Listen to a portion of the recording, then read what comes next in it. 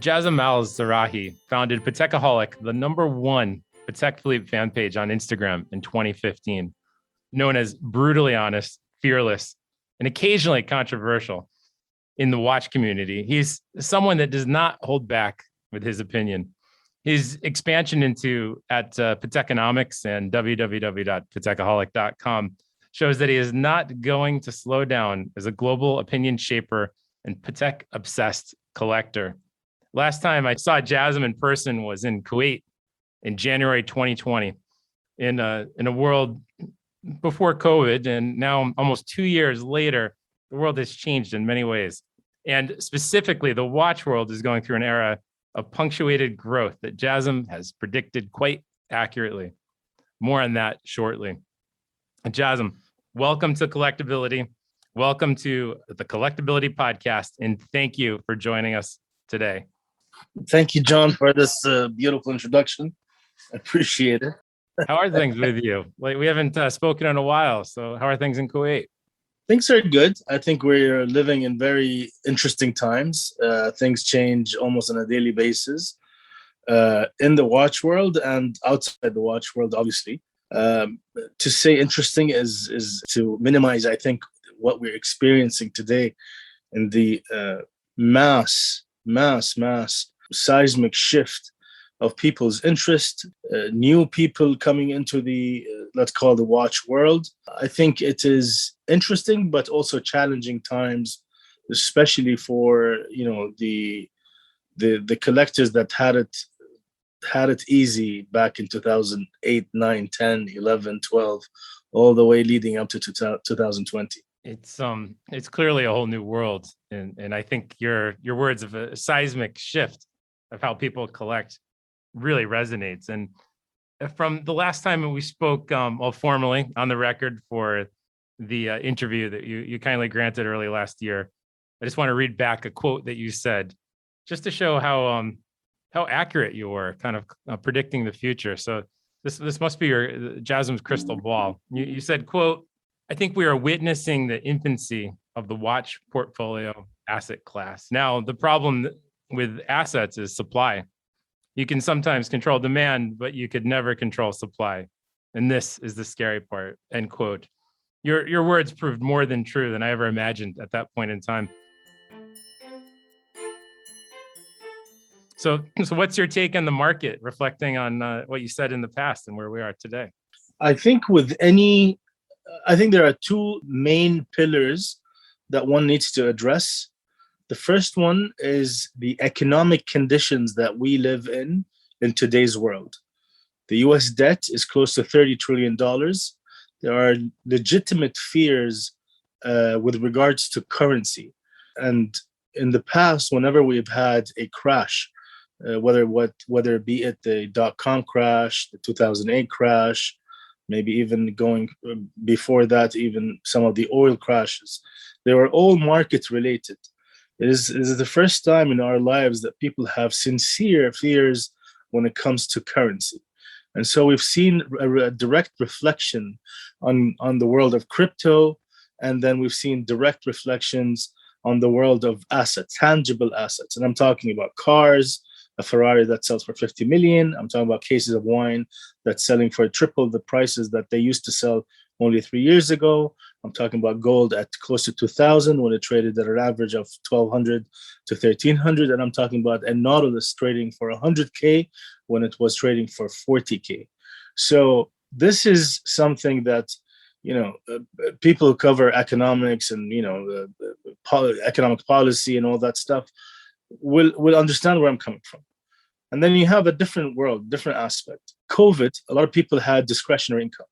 And this stems from, people not traveling, people not spending, staying at home and all that stuff. And they spent more time using their handheld devices. And to say that Instagram or Snapchat or TikTok or any of these, social media platforms to not affect or shape how we behave as consumers would be belittling their significance in the world of marketing and PR. And I think there's a huge shift in people's minds about the world of watches and people's interest in the world of watches. But let's not mistake what I'm trying to say. The old school collector, the people who actually buy books and read about mechanisms and history and special releases and all that stuff that interests us, that market is pretty much stable.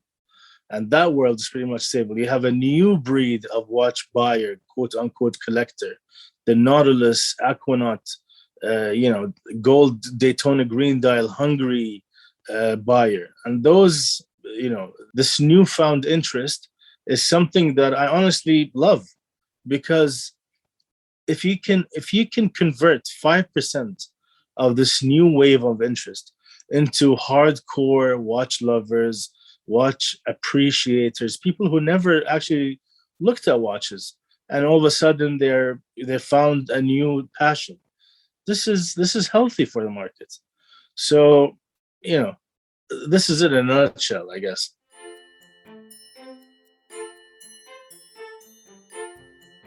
Do you think Nautilus will be a gateway to other modern Patek Philippe and even maybe vintage someday?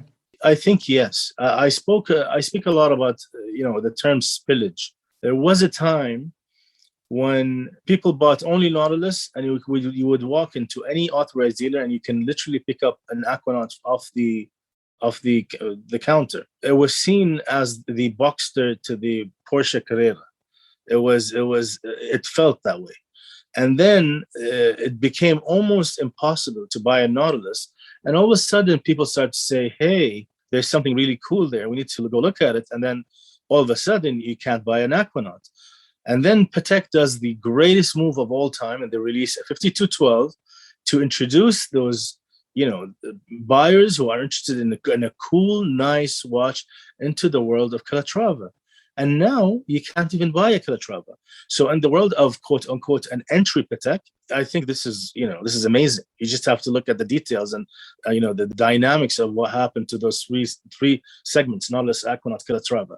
But the beautiful part is now we're seeing a lot of that interest moving into complication current Pateks, and then obviously to a smaller degree, new quote unquote again aficionados into, or like teetering into, the world of vintage. So it's very interesting to kind of sit back and say, okay, I can understand what's going on here. I think you have your finger on the pulse of the Patek Philippe collector almost better than most, being so active on social media.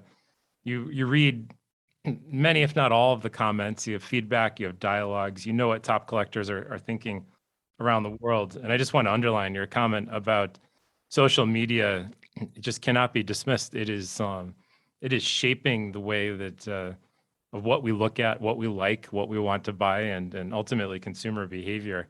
And you were there at the beginning of that. You truly were. You've said in the past publicly, you're in the energy business, is your day job. Are you seeing any, what are you seeing from the energy world, crypto, in the horological world? Can you tie the three together in any way? Is there any overlap that you're seeing in these different sectors?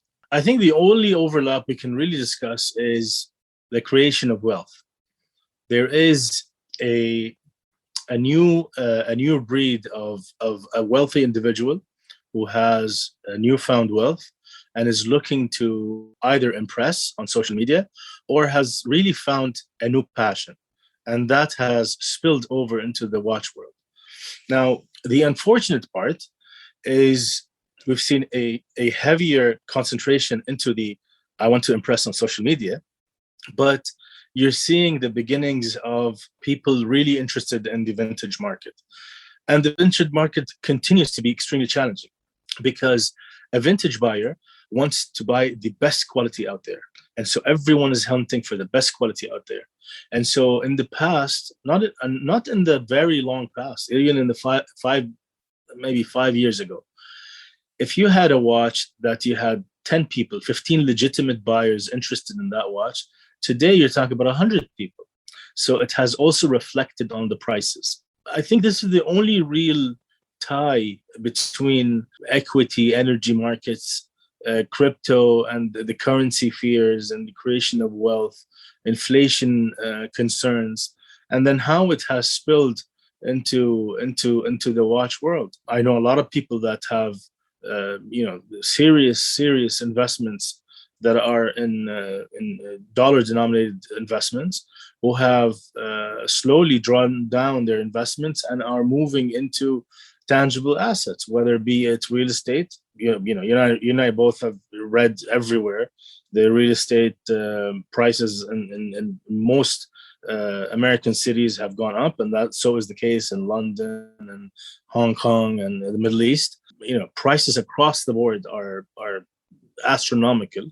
But for us and for this podcast and the viewers and listeners and how it relates to watches, I don't think it's a creation of wealth currency fear issue. I think there's a legitimate interest into the world of watches.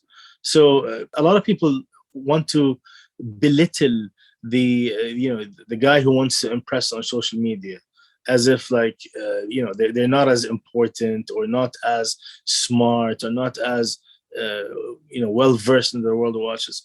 I don't look at it that way, because everyone has to start somewhere.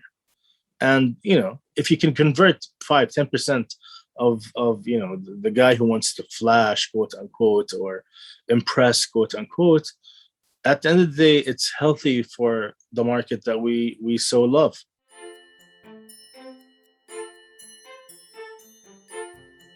And so this new breed of collectors that you discussed, are they collectors, or are they investors, or are they something in between? I think there's something in between. I think even for the hardcore collector, at the end of the day, they look at their collections, they love them. There's a story, there's a reason, there's a hunt. There are many days where they haven't slept thinking about how to pick up the watch. The agony that we have to go through. But we still look at them as money, as something you can liquidate if you happen to have a rainy day. So whether we want to dismiss this whole notion of an asset class or an investment tool, I think there's a legitimate reality that with the fact that watches today are an excellent let's call parking lot for your money, which you can also enjoy and wear on your wrist and tell time, and for a lot of people look cool on Instagram. Well said. But the supply is fixed. I mean, we know production numbers. It's debatable. Let's say it's 67,000 a year of new Patek Philippe entering the market. But at the end of the day, the demand is growing and outstripping that much faster. So we're seeing watches even on the entry level that we're selling for $2,000 or $3,000 a few years ago. In fact, I was looking at remember the pocket watches that you gave me to sell years ago, and yeah. I was shocked. They brought $3,000 or $4,000 for these extraordinary pocket watches, and even today, those pieces easily have tripled in value in the last, I would say, 12 months. It's incredible how punctuated it's been. So, and you know what the funny part? I bought each of them, and then the most expensive one I bought was $3,000, which I think Auro or Goldberger bought from the auction, the Tiffany signed one. But the three watches were bought on eBay for no more than $2,500 each. Wow, those were the times. Yeah, those were the times. If we just go back, it's not even long ago, 10 years ago. No, but it's funny. Like every day, prices are changing, and it's almost unpredictable what will happen next. Yeah. So speaking of collectors, many of the greatest collectors, in my opinion, I think it's fact, are in the Middle East. First, do you agree this to be true? And then second, are there differences between collectors throughout the region, Kuwait, UAE, the Saudis, Oman? Do you see a difference in collecting habits throughout the region? I think the greatest collectors live in Italy, to be honest with you. I have to disagree. I think, the Middle East has had, a blessed situation since the 50s. So money has been flowing into this region for a long time.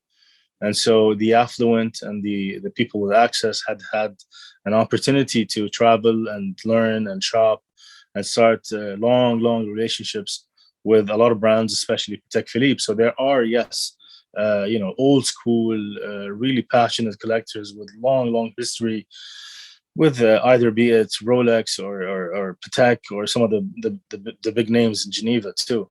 I think the sad part, I think for the region, the vintage and the historical significance still is yet to be developed.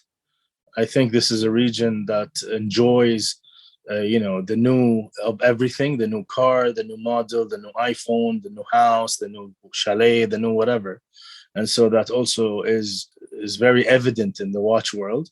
I think with time and with people's passion growing for this for the watch world, we will see a new breed of Arabia where these collectors would call collectability and ask for advice. We can only hope. Her comment regarding the Italian collectors, I want to come back to that because I don't disagree, but I'd like to explore it further. Many of the top Italian collectors in the world. Many of them are quite public. Some of them are not public at all, but we both agree that there are some incredible watches squirreled away into massive collections in Italy. What's your opinion of the Italian collector? Your insight on some of these collections, and what are you comfortable sharing on that fascinating topic? Not to go into too much detail, but I think they recognize the importance of a lot of the great watches early on. They picked up on them. They created a market. The Paul Newman market was created by the Italians. The 24.99 market was created by the Italians. So I think it is foolish to underestimate the Italian eye. I'm in love with Italy, so everything for me Italian is great. And I might be a little biased here, but at the end of the day, not to shed all the importance on the Italian collector. They're great collectors out of China. There's great collectors out of Bahrain, and I've seen amazing things that I can't even share verbally. Things that you wouldn't even imagine Patek would be doing that I've held in my hands. So I think there are in this vast world, there are pockets of amazing collections. Some have gone out public, and some have not. For those who have made it public, they've added so much insight and so much value to the world of collecting. And I love that. The account Horologie Ancienne, I believe, is one of the you know who it is. I know who it is. I've met them. Amazing what they're doing. You're talking about like one of the top VIPs of Patek saying, "I'm going to share my story to the world." Yes, anonymously, but sharing so much insight, so much knowledge, so much history, and that is so valuable. I remember when we were sitting in a cafe in Starbucks the day after the event we held in January. What did I tell you? I said, John, the amazing part is that Jasem, I never ever say or feel or act as if I know it all, because any time that I've done that, I've been slapped in the face with something that I could never imagine seeing or hearing about. And that is so true. That is so true. So I invite everyone listening to me today to please exert all humility and continue doing that, because if you think you know it all, trust me, you will be slapped in the face one of these days. I think those words resonate with many of us. It's the beauty of the world of watch collecting and Patek Philippe in particular is there's always more to learn. And it's humbling every day, the deeper that you go. Your comments on the Italians, I'm coming back to that because it's so interesting. Because they have been leaders in the marketplace so long. And I think you must have seen this in your collecting experience.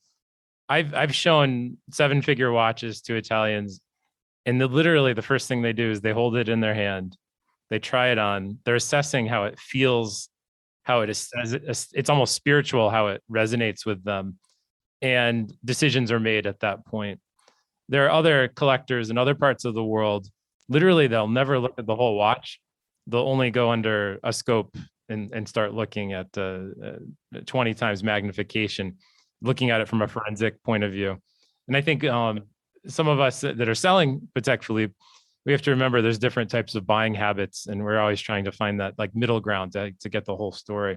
But I really appreciate the boldness of the Italian collector. I'm generalizing, and literally just by feel and touch and their But I'll tell you something. If you've experienced that, it's because I've heard this from a very, very big Italian collector. And he said to me, I will only buy from a dealer that I trust and that I've known for many years. And so the minute that a watch is presented to me, I've already taken out of my brain an inch, not even I don't even have a single doubt that I need to look at this under a microscope. I want to feel the watch, and I want to feel what the watch does to me when it sits on my wrist. This is why I buy. And I love that. I love that because this is how they buy. They literally, I mean, we're talking about like the top echelon of collector. Yes, yes. You know, they'd send their trusted dealer to a 1,000,001 auctions to study watches on their behalf. But then if you sit with that client, he's not interested to tell you whether the dial has been refinished or what, because he knows that what's presented to him on the table is everything that he needs to know has been done already. Now it's the time to understand how the watch feels. What does it do to his emotions? And this is what I love to hear when I talk to even a guy who has 2 or 3 watches. I want to know what is the passion behind owning that watch? What is the story? What does it do to him? Does he smile when he looks at it? And to me, even that guy with 3 watches, to me, he is a collector, because that's what I love. You can have thousands of watches. They do nothing for you. You don't wear them. They just sit. Okay, sure, you have a great collection, but you're not a passionate collector. You don't intrigue me. You don't interest me. This is never really, at least I've never heard a conversation on this topic before. So thank you, Jasem, because even in the auction world, I would see how art collectors, they would attend, there's Sotheby's or Christie's, and they would obviously know if a painting was presented by a Van Gogh as a Van Gogh on the wall, that it was a Van Gogh. And then they were not worried about authenticity. They were just experiencing the art and making their buying decisions based on that. And I think those conversations around the art world are now coming to the watch world. It's a beautiful thing in a way. Now let's talk about a hot topic that you've covered extensively from the beginning on Instagram with Patekaholic, and that is your opinion about retailers, the good and the bad. You've very publicly called out the behavior of some certain retailers, and I've been so tempted to DM you like who you're talking about, but I didn't. I restrained myself. But what type of behaviors are you seeing that disappoint you today in the Patek Philippe distribution channels? Okay, how do I sound PG? You don't have to be PG. Not here. Okay. I understand that Patek is a business and the bottom line is king. And I understand in order to achieve a bottom line that is healthy, that grows on an annual basis, you need to grow your network. You need to reach markets that you don't reach. The challenge is when you give too much authority to authorized dealers that you do not follow up through, you don't do due diligence that is necessary, especially in these times. You have the good, you have the bad, and you have the very, very ugly. Plus, even if your authorized dealer is a great person doing what they need to do, there is an issue with the fact that the salespeople will never earn in a 1 year the profits they can make from selling one Nautilus. So that creates a lot of challenges to who do you allocate watches to. So it saddens me that watches that are so coveted in the world of Patek, like so recently as the steel Nautilus, as simple as that watch is, I'm talking about the green dial one. We saw them go to auction almost immediately. It kills me because this watch needs to go to someone who's really deserving. Now, in the term, we can define what does deserving mean. We can negotiate on how extreme this needs to be, whether it's measured in size of collection, whether it's measured in passion, whether it's measured by the time you've spent and know and been friends with the authorized dealer and they know who you are. At the end of the day, we can leave all that aside. And if we're seeing an immediate supply to the auction market, whether be it the let's call it the traditional auction houses or the newfound fame of Instagram auctions, this is an issue that needs to be addressed. And I've discussed it plenty of times. I discussed it even on my Hodinky interview, but off record. It was just between me and Ben. Yes. And I said there has to be a centralized allocation center in Geneva. And it doesn't necessarily, I understand that the task is enormous, but I understand that something needs to be done. They can do a centralized allocation center where people can write to it, where the authorized dealer can send something in. They can have a criteria-based questionnaire. There has to be something.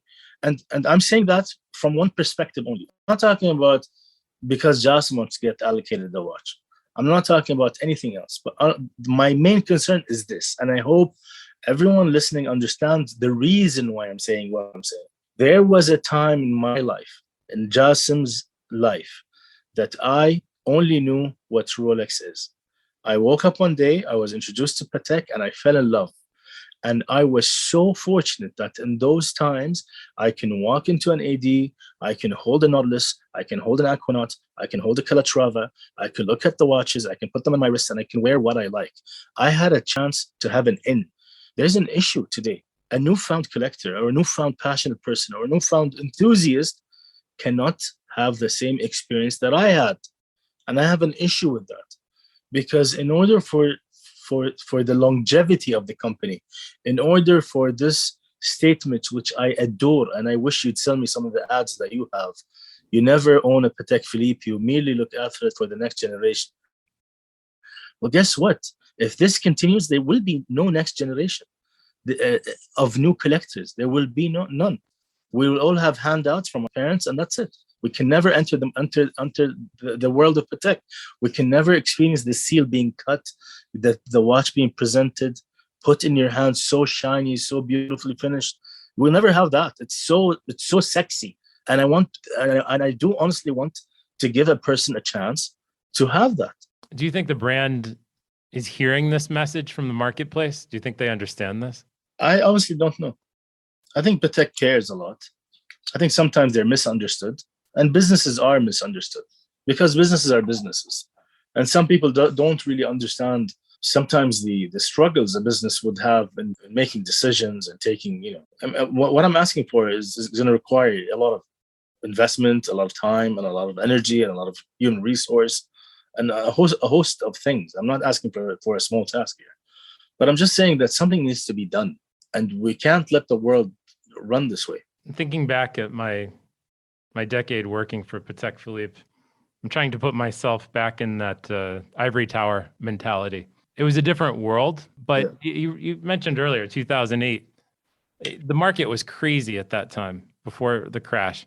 People were chasing watches, paying well over retail for certain references. Interestingly, not Nautilus. And then it all ended very, very abruptly. And then I remember just being privy to conversations with people much senior to me. They were hearing suggestions from the retailers. They were hearing from collectors of how to improve distribution. And relative today, it was a pre-digital world relative to today, going back about 12, 13 years ago. And I do have to say, Patek Philippe listens. They did the best they could to understand what people had to say in the marketplace globally. However, they are still to this day very slow to act because their philosophy is don't react.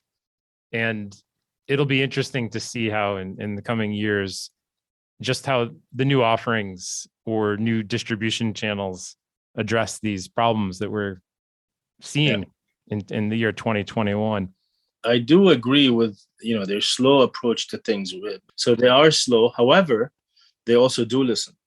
So the times that I've, you mentioned this, the times that I've called on authorized dealers doing things that they shouldn't be doing, I was contacted by an intermediary between me and Patek, and they have been told which authorized dealers, and I have been told that they're actually under review. So I love that. I love the fact that they're on top of things and they do listen. Oh, I have no doubt that they're listening to you. So many almost all leading collectors have Patekaholic on their Instagram, and it's a way to just literally connect with the global Patek Philippe collecting community every day, just checking out what you have to say and what the comments are. I have to say, it's so enjoyable. It's the ultimate reality television for a show we're all living in. So maybe we should do a reality show of your life. That'd be fun. That's my life is pretty boring. We're not gonna get Kardashian ratings out of my TV show.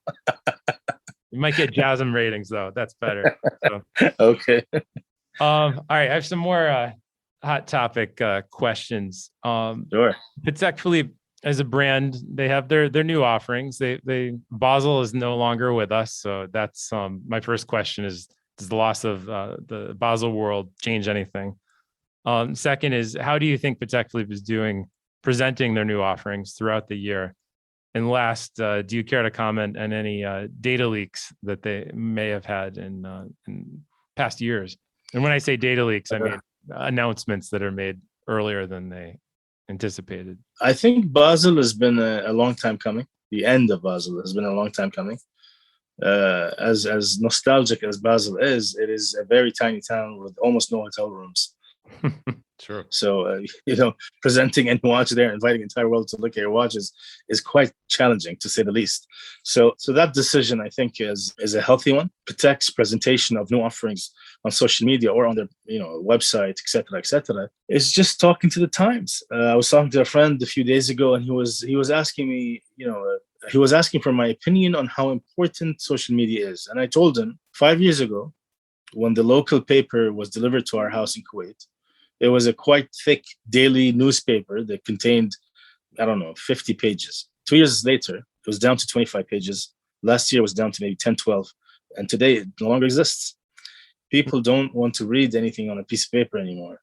That's why Kindle is important. That's why Instagram is great. That's why in social media, quote unquote, influencers are the new Brad Pitts and Angelina Jolie of the world, and they have millions of followers, and they influence decisions, and they influence buying habits. And so for Patek to do that is also a testament to the fact that maybe they're not too slow anymore, and they're actually going with the times. So it's not a bad thing. With that said, what do you think we'll be seeing from Patek Philippe in the future if they are truly watching and listening? What do you see in the future from the company in terms of offerings? I honestly don't know. Let's take a step back.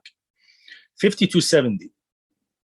They released the watch with a white gold case, and a dial that was loved by some and hated by some. Then they release a blue dial with a chin that Instagram called a Jay Leno or a Leno dial. Yes. And people hated on it. So Patek Philippe listened and recreated those two dials with a no chin. Then they release a Munich edition. Then they release a rose gold, a yellow gold, a platinum, some with diamonds, some with emeralds, some with whatever. Patek listens to the market. They're addressing demand. They released recently a green dial, unnecessary move, but they listen to the market. There is a crazy market, a crazy demand. And at the end of the day, it is a business and it is a bottom line. So some decisions are made purely for the passion of horology, and some decisions are made purely for business, and it makes business sense. So, take from the recent lineup, 5172, 100%. Beautiful lugs, beautiful pushers taken from a 1463, beautiful dial, the movement, sexiest thing ever. Passion. Green dial Nautilus, it's bottom line all the way. I can't even imagine it not being a bottom line decision. So yeah, I think there's a 5711 coming. So we haven't seen the end of the 5711. Maybe it has a dash something or a 5611, I don't know, or 5811. But the Nautilus is coming back. It's going to look the same. It's going to probably have a date, and the dial color is going to be interesting. When do you think we'll hear some more news? I mean, is this next spring that we might hear this, or who knows? I'll tell you on WhatsApp after this. Oh, excellent. There we go.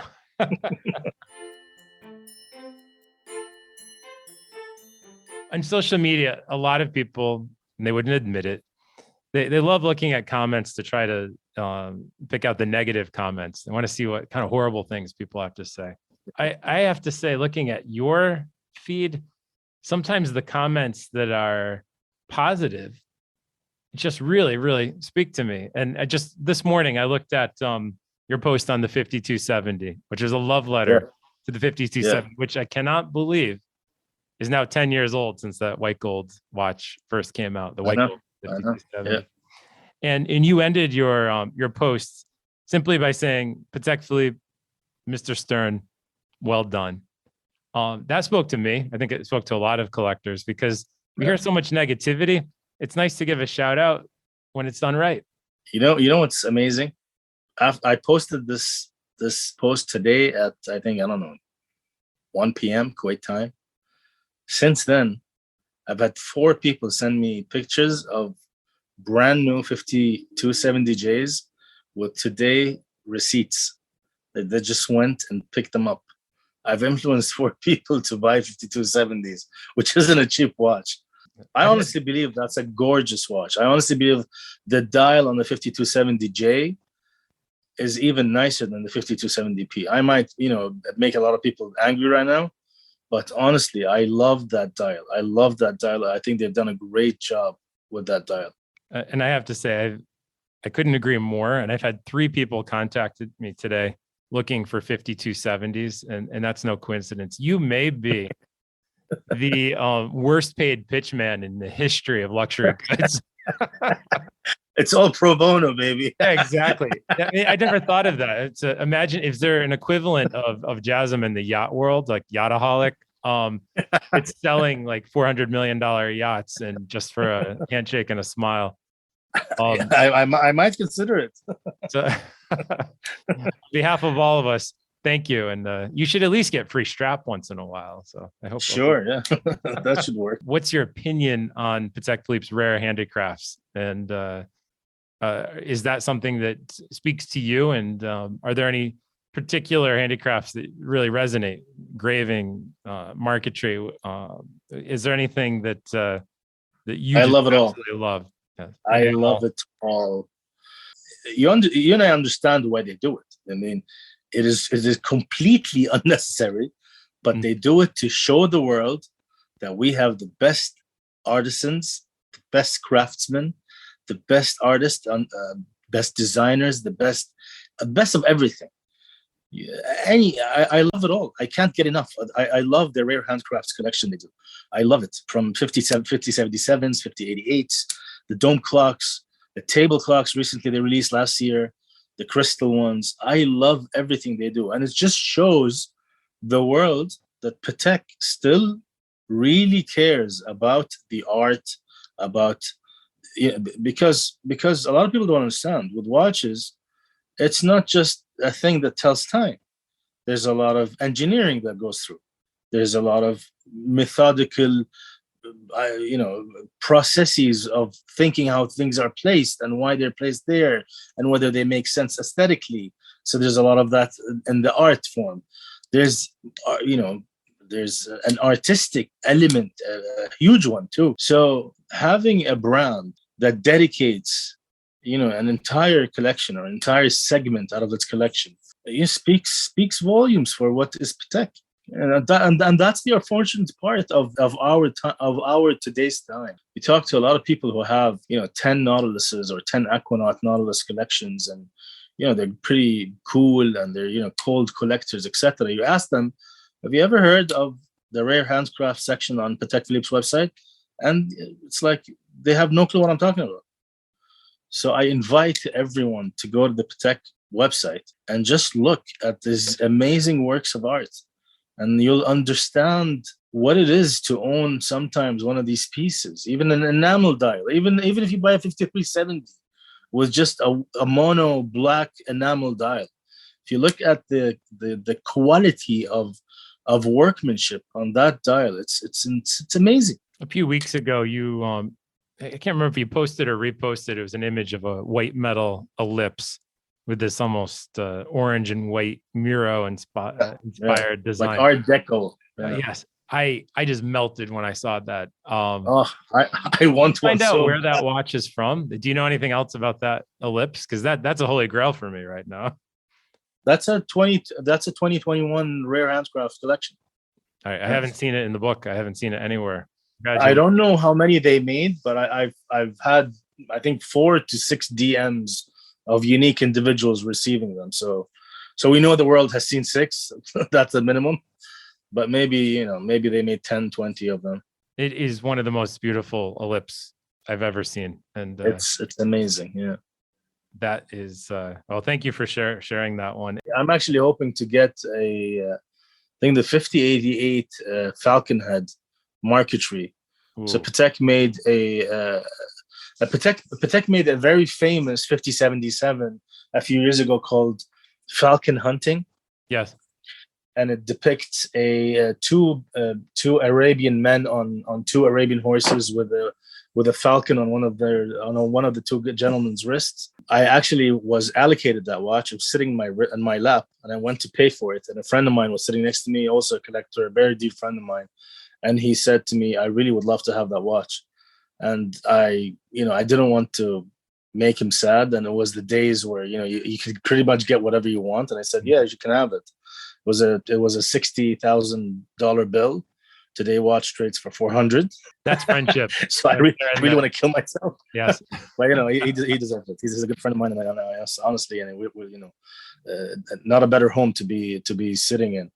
Hoping to one day own the new release. They released in 2021 a marquetry dial of depicting a falcon head. Beautiful done. I wish they did. Remember the 577, I think it's called Indian something, where it had leaf hands, like literally looked like a leaf. The American. Remember those, right? American Falcon. Oh, yes. if only they had those hands on that watch, I would like go insane. I would not be sleeping right now. Feathered hands. Just as a side note, my colleague at Collectability, Tanya Edwards, just published this past weekend a very extensive article on Patek Philippe marquetry.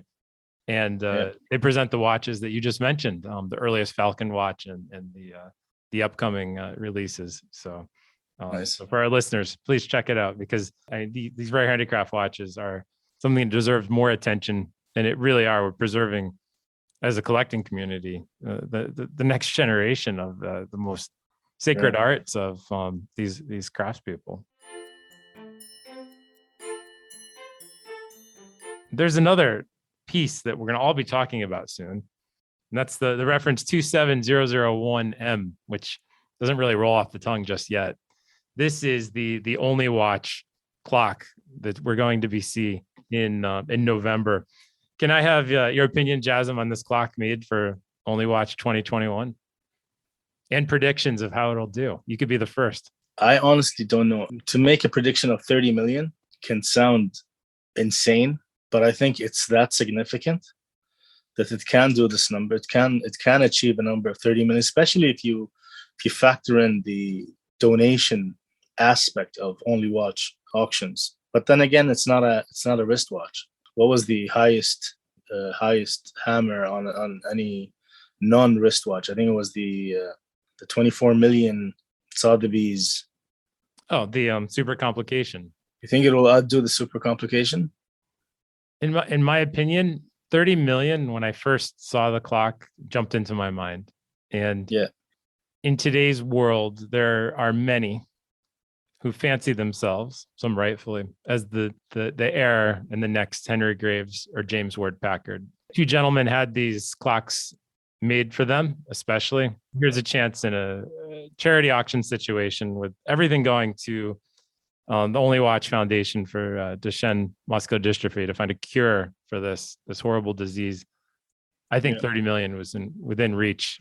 The stars Within reach. could align. And even though you can't wear it on the wrist, we're in a new era where social media, what's on your desk might be as important of what watch you're wearing to dinner tonight. Things might be a bit different this season. So fingers Keep in crossed. mind also in the on what I mentioned earlier in our podcast, the asset class or calling the watch as an asset class, following the footsteps of maybe cars, wine, art, etc. We haven't seen money piled in together to invest, quote unquote, professionally into watches. So we've seen car funds, big car funds, wine funds are hugely popular in Hong Kong. Art funds, are a big business. And I think if we begin to solidify this market and we begin to see stabilization in prices and the volatility kind of ease off, it will invite money managers to want to start funds of watches. And if that happens, then you're talking about a whole different ballgame, because fund money is not collector money. So maybe 30 million can be, the opening bid. So who knows what's going to happen from now on until November. I think 30 million is achievable. During this next auction season, it may be the first auction season, at least in 3 cycles, that we'll have people coming in a room together. And actually, the way things look right now, we might not even see many people coming together due to travel restrictions. But I think people have really embraced a digital way of bidding and buying and researching. And that's why I want to ask you something that I first learned from you. And that is the rise of these Middle Eastern, in particular, Instagram auctions. Can you comment on what's happening now and where and how this could affect the greater auction market of the future? I think digitization is great. We've seen it happen in Christie's, Sotheby's, Philippe's, Antiquarian, all have online bidding platforms. You can download the apps, bid, etc. So that's a great way to interact and buy. And people were not really very, very active on online bidding. Even sitting on the floor, you can see most of the bids came from the floor or on the phones, traditional ways of bidding. I think COVID pushed people to embrace online bidding and online buying. The only challenge that remains and will always remain is that you lose the preview importance of any important auction. And so if in the world, I will make the move from traditional to Instagram in a bit, but previews are highly important for vintage watches. And the vintage watch makeup and the weight of money brought into any major auction from a vintage perspective is usually higher than modern watches. And so what I think might happen in the future, we might see a bigger roadshow of the auction houses bringing watches into major cities, more cities, in order to draw in people to view watches and then give them the chance to bid on what they want to buy versus having to fly in or call on the phone.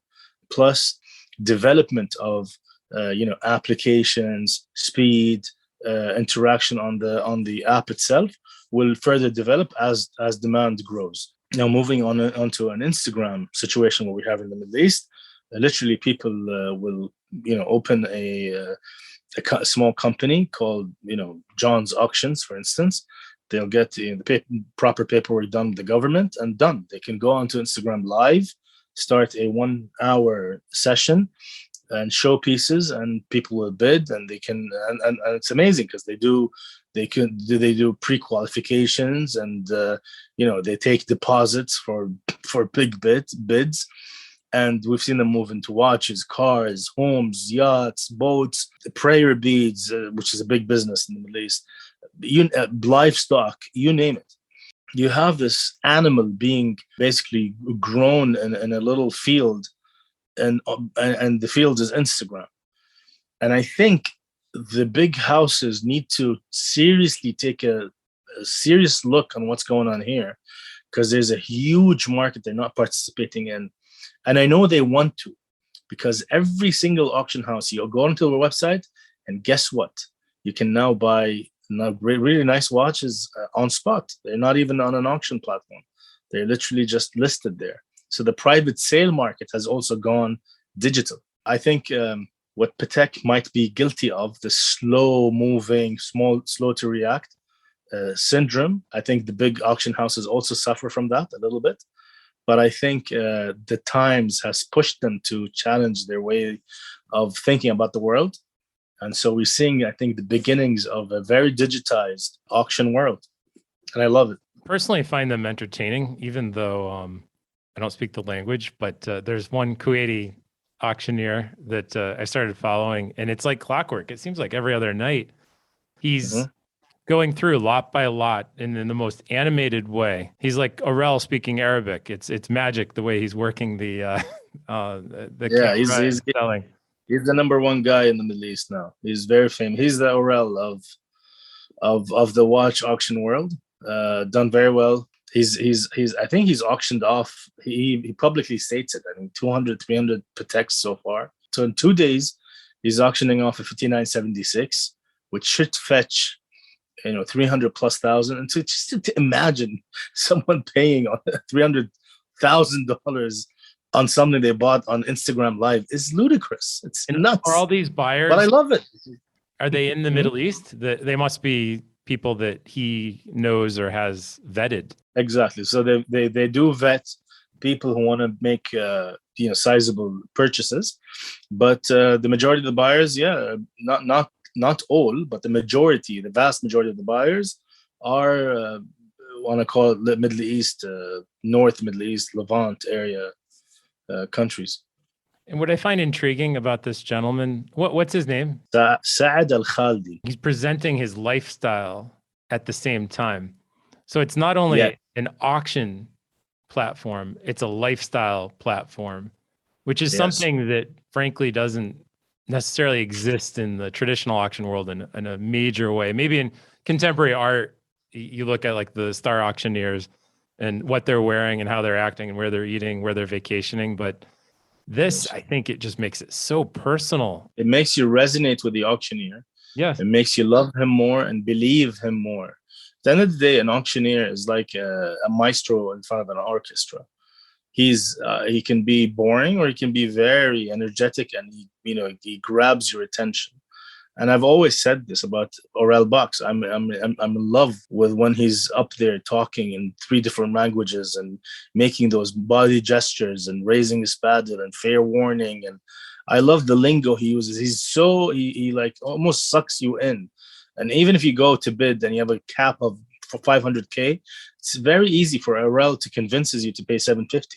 It's just because of Aurel. I remember Mr. Porter, the website, had a small clip with Aurel, and it shows a more personal side of him.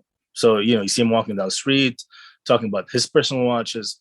And I probably played that video maybe 30 times. I love it because it brought a more humane aspect to this guy that I so, think highly of. And so, yes, you're right, 100%. So what Saad does on his platform and showing his life and his friends and they're eating and doing all that stuff brings a more humane aspect to that auctioneer. And it makes you, resonate and makes you believe and makes you want to bid more because, he's a good guy, quote unquote. It all comes down to trust. It really does come down to trust. People want to know who they're buying from. But it does bring up, we're seeing dealers do it. They're often presenting on Instagram their lives, so you get to have a glimpse into what they do. We're seeing it with the auction houses a bit. It's interesting to see Philippe's new strategy is especially like raising the profile of other specialists within their company and watches specifically. It's very interesting, exciting to see. Aurel, I agree with everything you said, but now they have depth on the bench too. That's the next generation at Philippe's, and now we see the rise of this, potentially the rise globally of the Instagram auctions, which I think we all need to watch closely. You'd be very good at it, Jasem. You should just tonight take a watch and just auction it off from your vault. I'll throw in the opening bid. I've been asked. You have no clue. I've been asked a billion times to run an Instagram auction, and I know that I would bring a different aspect to Esco because I can hold a watch that has been commissioned to me by an owner. I can talk about its history and why it was made and when and the releases. And I can give a more, again, by telling a story, I can grab the attention of many buyers and sell them. I've been selling stock since I was 24 years old. Trust me, I know how to sell. The problem is I don't want to burn bridges. And it's not good to be a collector and an auctioneer at the same time. And you understand them. Let's keep it at that. Yes, I think that says it all.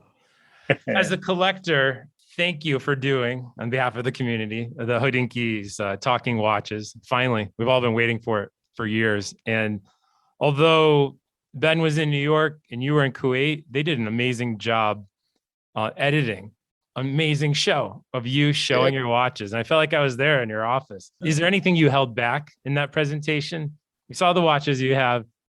Is there anything else that you might want to share to an inside circle? The interview was an hour and I think 20 minutes. Mm-hmm. Of that, they only showed 10 minutes of that edited.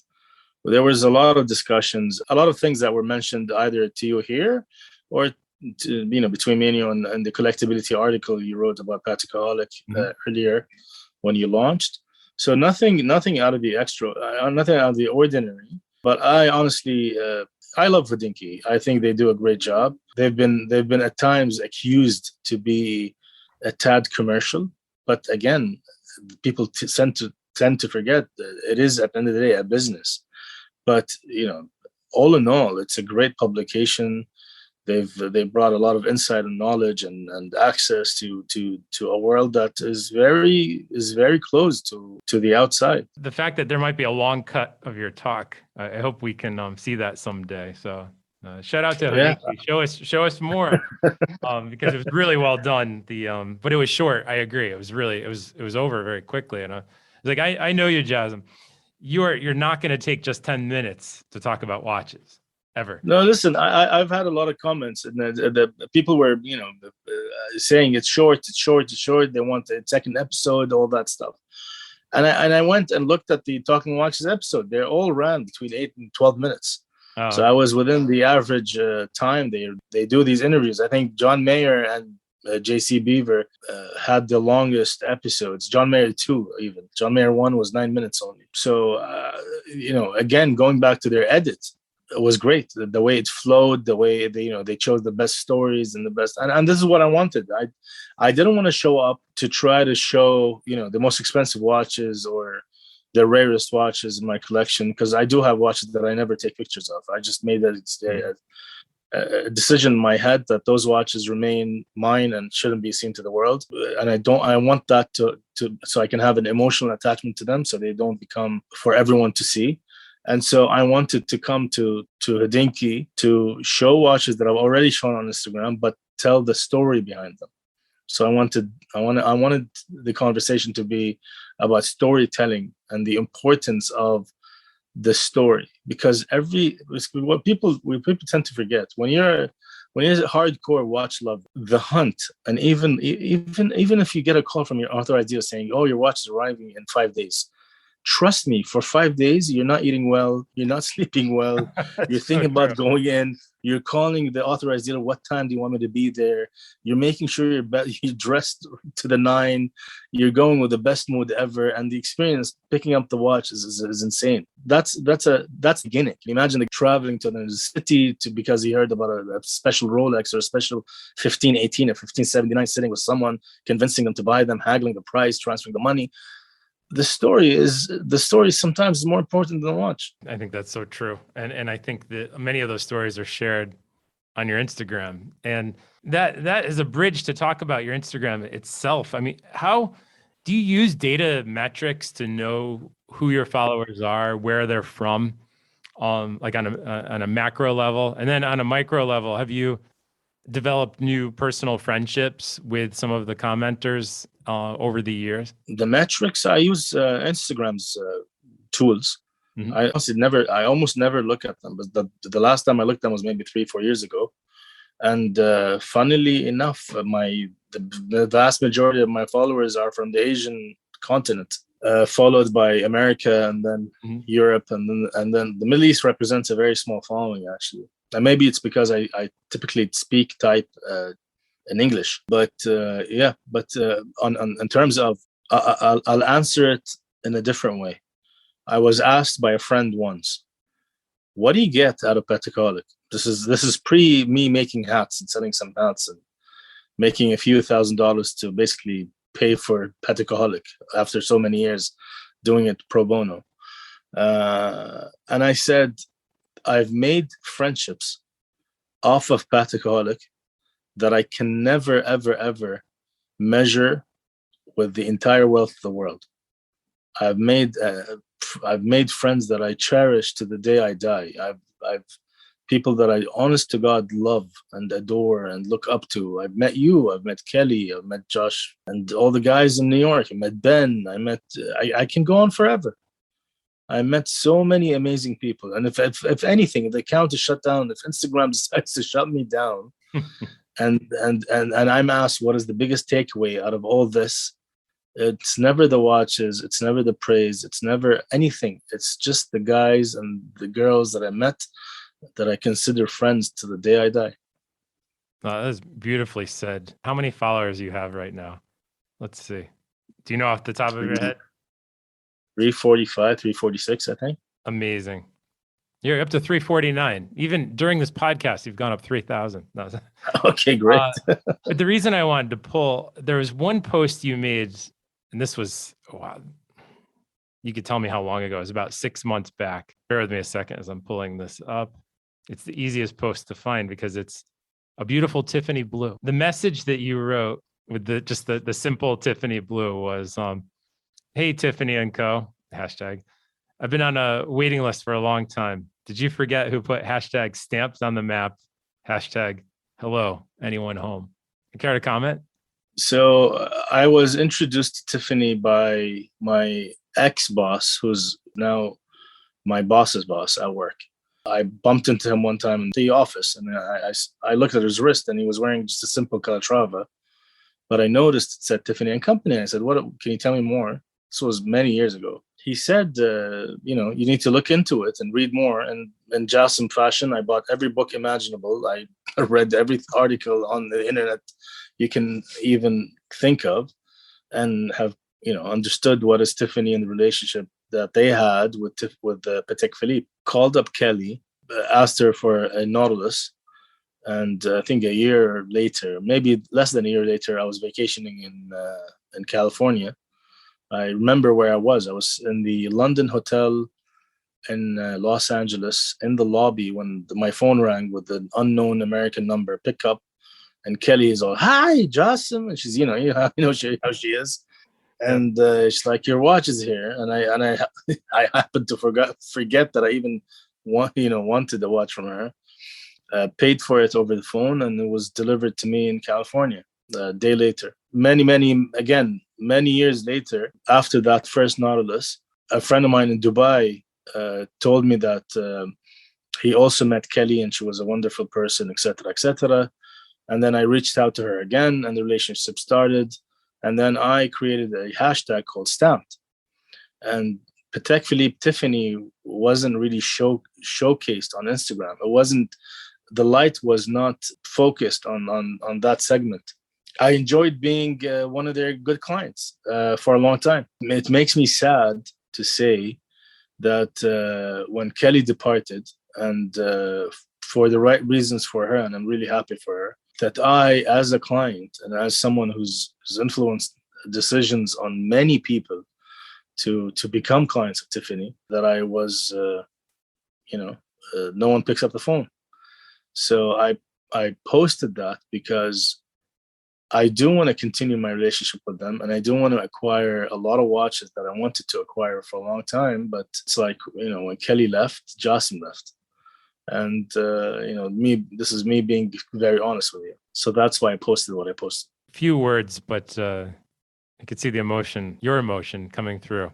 Passionate watch guys It's like at the end of the day, we might be grown men, but we act like a child in a candy aisle where, you know, your mom doesn't want to buy you your Snickers bar or whatever.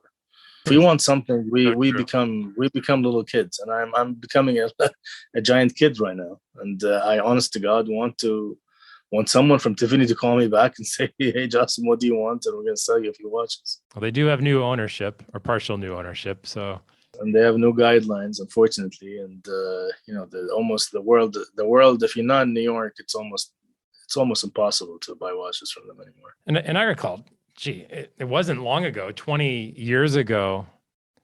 I recall Tiffany dials were looked at. I had one collector call it graffiti.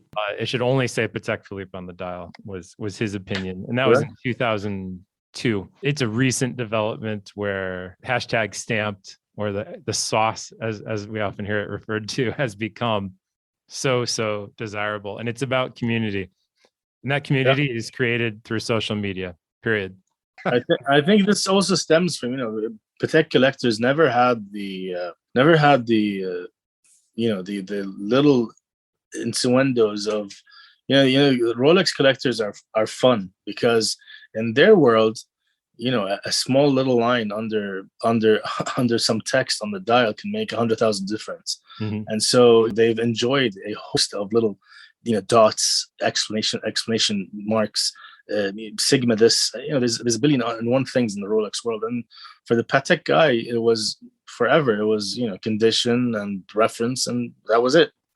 And so when, you know, when the Tiffany world became something to be talked about on Instagram, it created that Rolex feel. It created that, you know, that collector, that you know, almost unique aspect to owning a whatever, a Tiffany or a non-Tiffany one. That comparison stems from the need to be unique in a world that sometimes makes you feel ununique. That resonates.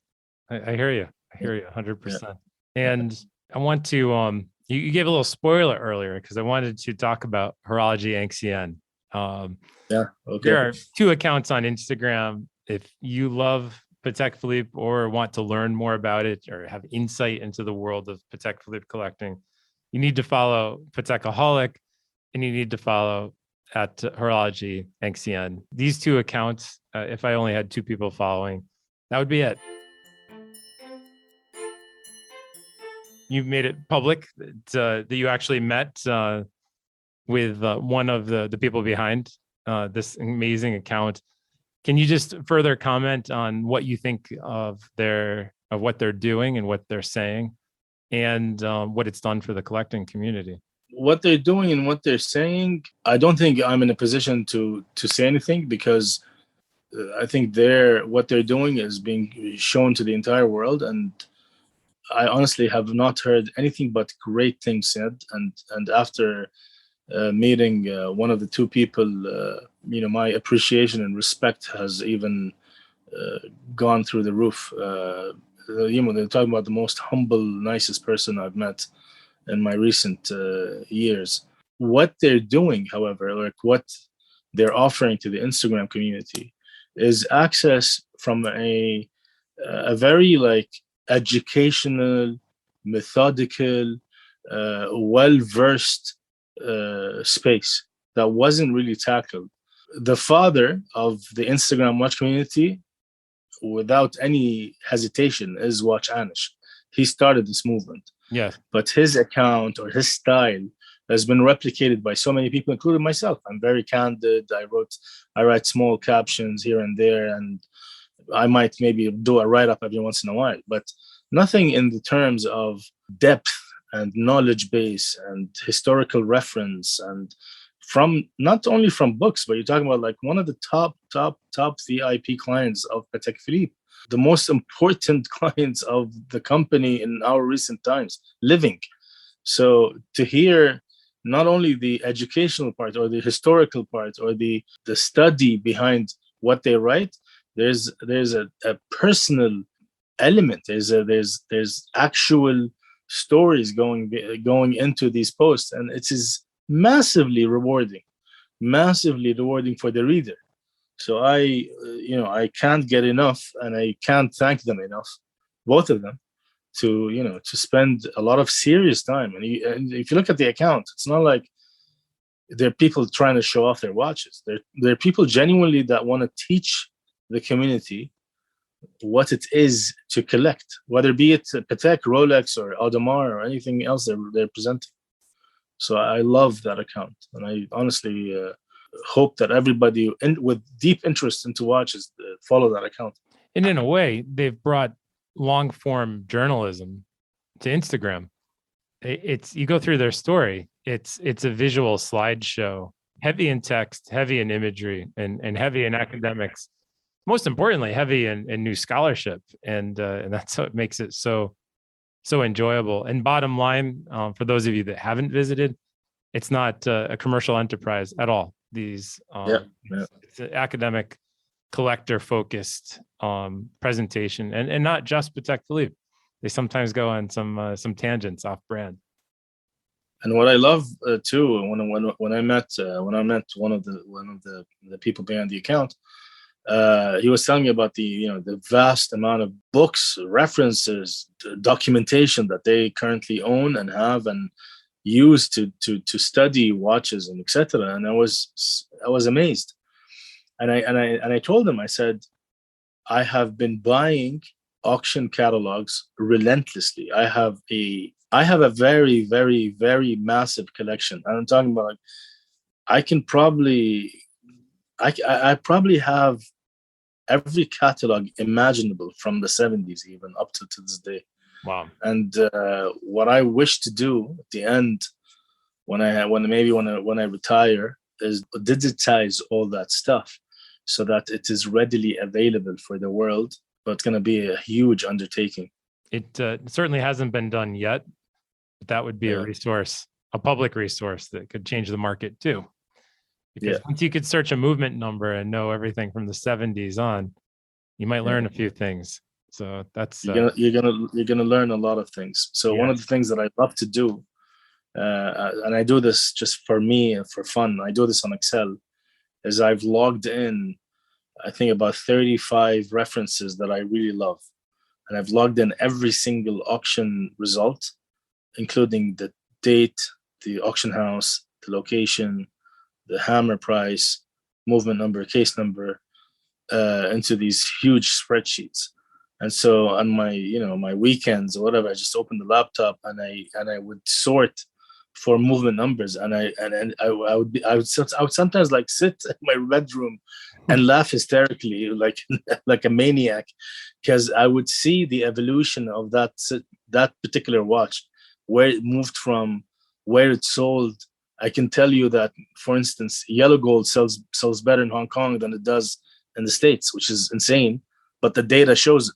Because I have access to those data, I can run so many different analysis, and that is the ultimate goal of Patekonomics. How is Patekonomics doing right now? I've untouched it for a long time, and I'm guilty of just being burned, of putting data on just plugging in data all day long.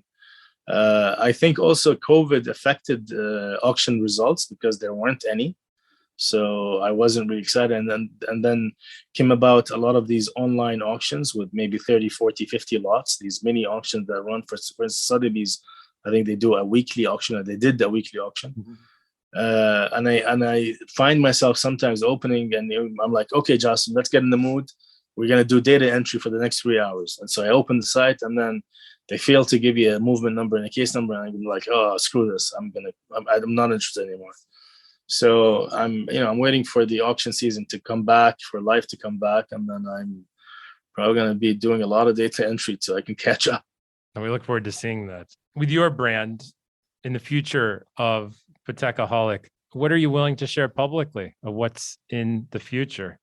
I do have to make a comment. I mean, just looking at Instagram, your caps are everywhere. The hat selling business isn't your core business, but I have to say it's a ton of fun to see. It's fun to see Ed Sheeran first time on tour wearing your hat. It's like a Patekaholic. I mean, that's just unbelievable. You created kind of a cult following globally. So tell us about the future. What do you have planned? I have no plan. I take things day by day. As you said it, I'm not in the. I'm not even close in the hat business. I'm just doing this for fun. It makes the collectors resonate with the page they love or the brand they love. But what's the most amazing part is I see the hat almost every time I'm out publicly in a mall or something in Kuwait, and people have no clue who I am. It's not like they wear the Patekaholic and they wave or like, oh, that's Jasem. They have no clue who I am, and I love that. I love that. So that means the brand. It's a brand that has a new found following for just the brand itself, and has nothing to do with Patekaholic. So that's kind of cool. I think, and because you helped me from day one with our mutual friend with our ellipse caps. I love what you did, and we did the same thing. I had to stop. I don't sell the caps anymore. It's a gift with purchase. It's something that represents a community. Recently, I had the first experience of seeing one out in the wild with someone I didn't recognize, and just made my day. So, absolutely so made my you know what I mean. But my kids said, "Don't walk up to them; you'll embarrass us." Yeah. But next time, I'm going to run up and say, "Who are you?" So before we wrap up, Jasem, is there anything you'd like to say and share that we did not cover today? We really dive deep on a lot of amazing topics. Is there anything you'd like to say for some parting words? It's getting late for you tonight, so thank you for staying with us so long. There's one thing that I really need you to help me achieve. Yes.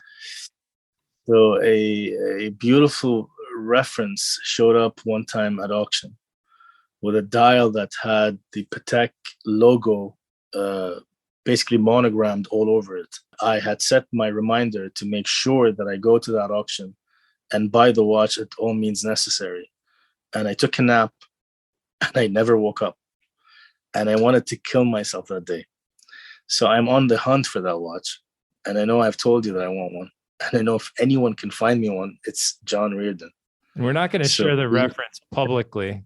Or I'll have no chance of finding you one, but I will find you that watch. That's the aesthetic and time period that both of us love, and you'll have that one on your wrist soon enough.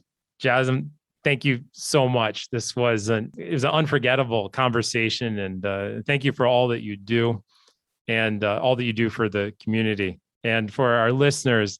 Thank you so much for tuning in to this most recent episode in our Collectability podcast series. If you enjoyed this podcast, please like and subscribe. Remember to follow us on any podcast player you enjoy using in order not to miss any future recordings. Thank you very much for listening. This is John Reardon for Collectability.